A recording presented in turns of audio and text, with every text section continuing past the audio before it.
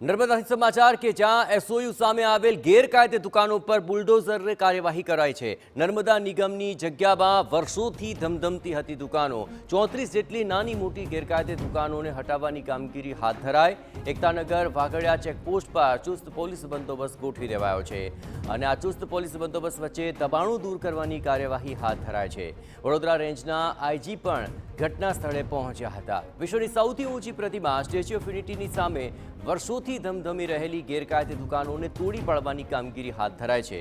આજે વહેલી સવારે જ 5 થી 6 જેસીબી સાથે ટીમ દબાણો દૂર કરવા પહોંચી ગઈ હતી। જોકે દુકાનદારોને તેમનો સામાન હટાવવા માટે સમય અપાયો હતો। ચુસ્ત પોલીસ બંદોબસ્ત વચ્ચે સરકારી જમીનને દબાણ મુક્ત કરવા કાર્યવાહી હાથ ધરાઈ છે।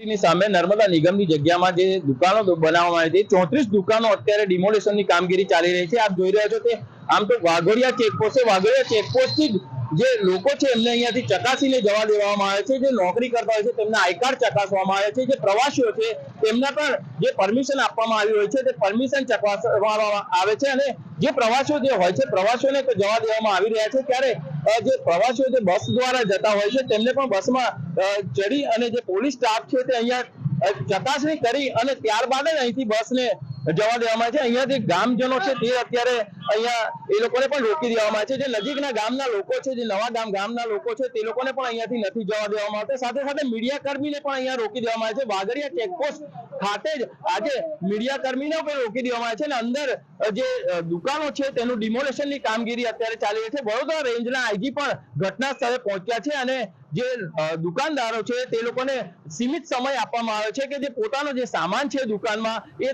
તાત્કાલિક તરે અને ત્યાંથી હટાવી લે અને ત્યારબાદ આની ડિમોલેશનની કામગીરી શરૂ કરવામાં આવે છે। વહેલી સવારથી જ આજે જે જેસીબી છે ટ્રેક્ટર છે એ બધાની સાથે જે સ્ટાફ છે એનો જે પ્રાંત અધિકારી છે તે પણ ડિમોલેશન માટે ત્યાં પહોંચ્યા છે। વિશાલ પાઠક, TV9 નર્મદા।